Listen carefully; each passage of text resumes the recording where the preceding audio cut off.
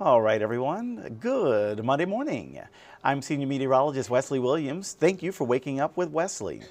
We're going to start off this video today with a look at this morning and how things are changing in our weather. It's so interesting to have weather that changes after last week, which featured many days that brought more of the same. But today changes are coming, and we are in an active weather pattern that could lead to better rain chances.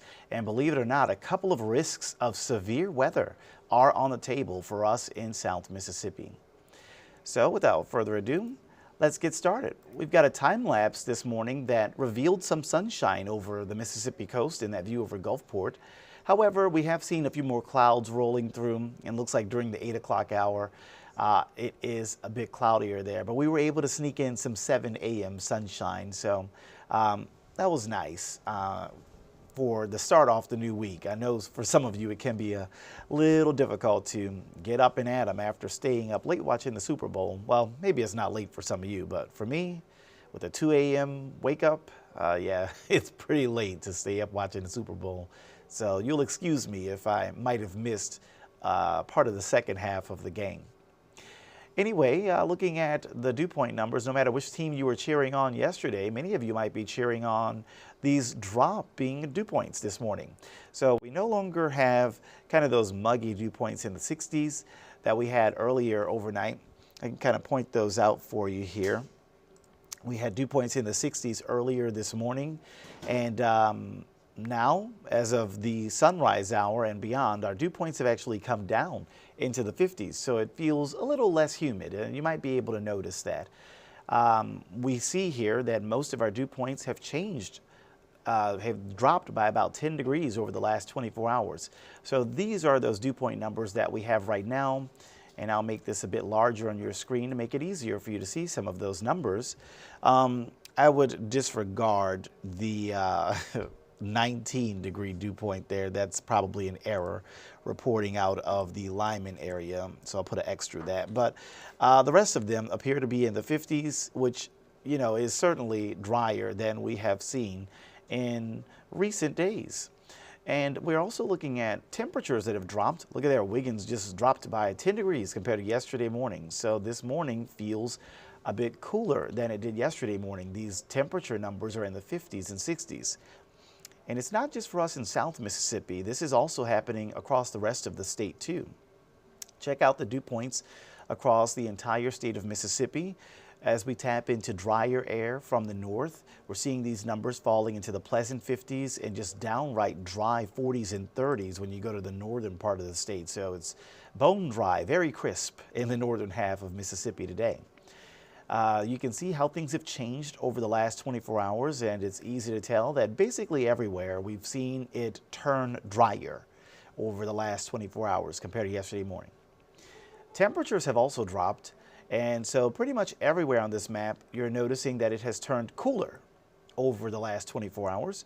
And cooler for us means temperatures in the 50s and 60s in South Mississippi.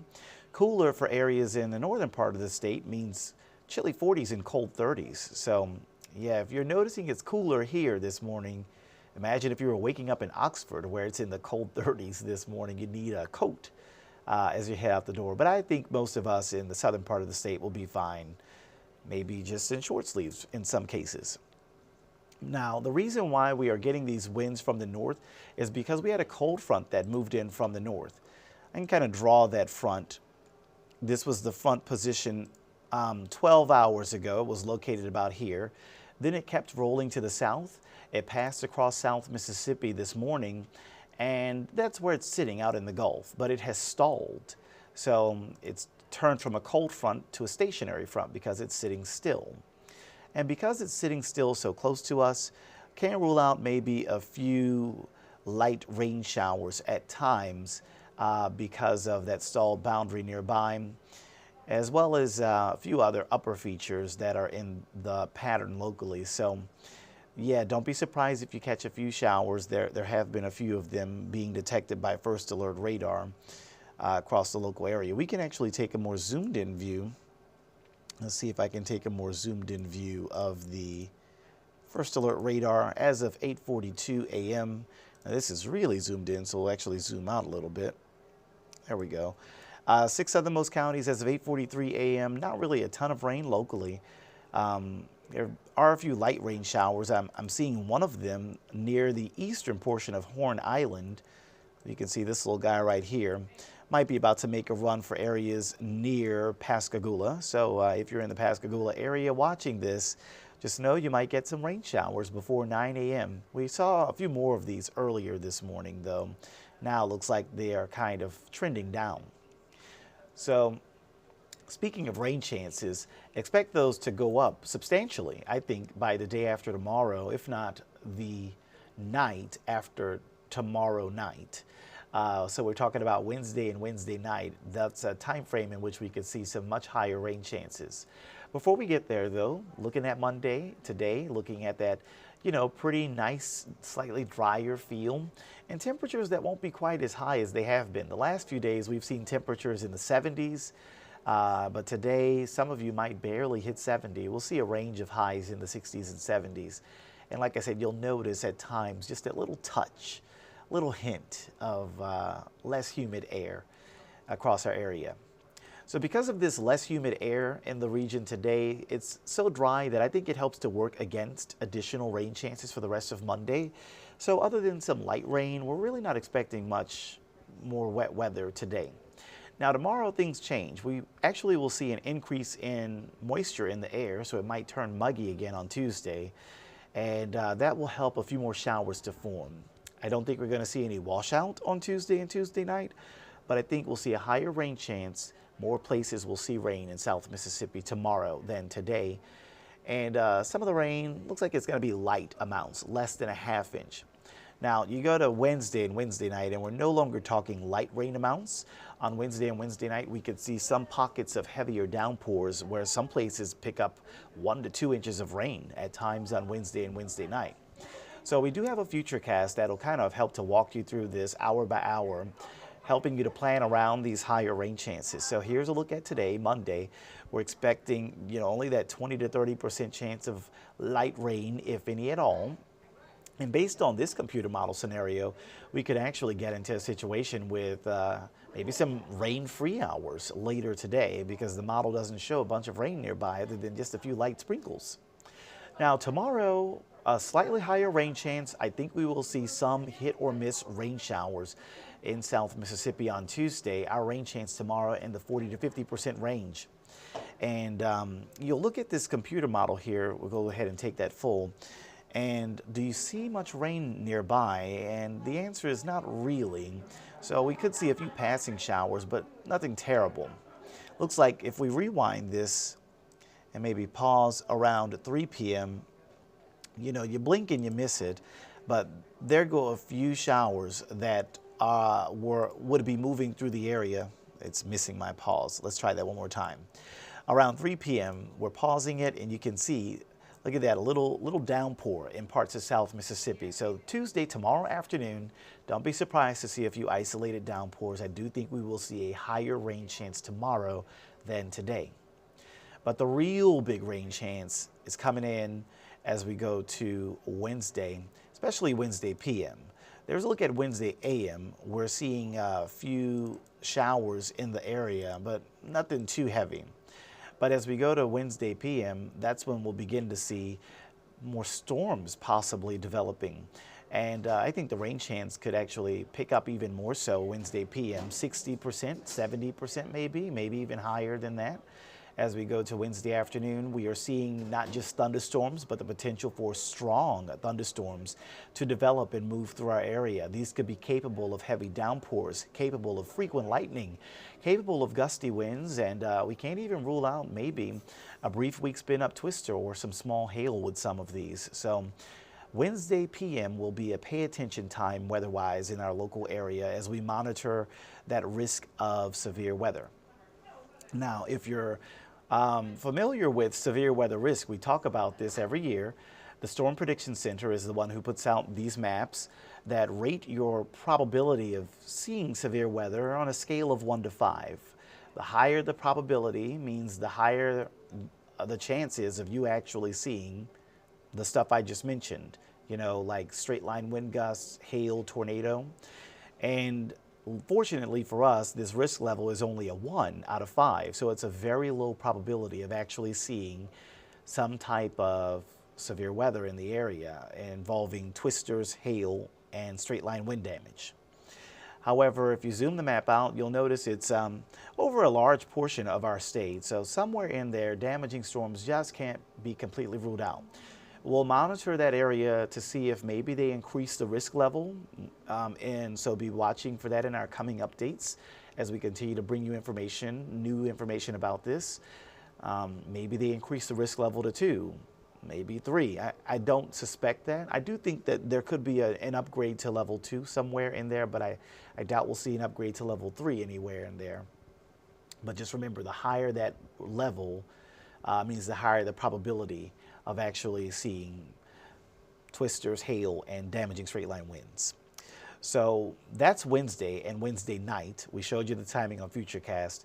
But believe it or not, Wednesday night is only one of 2 potential rounds of stormy weather locally. As you can see, it's not just Wednesday and Wednesday night with these high rain chances, but we've got a second round that's going to come in at some point around Saturday, but I think mostly Saturday night could be when that timing unfolds for that. So do you have some weekend plans? Because maybe they'll be impacted by this.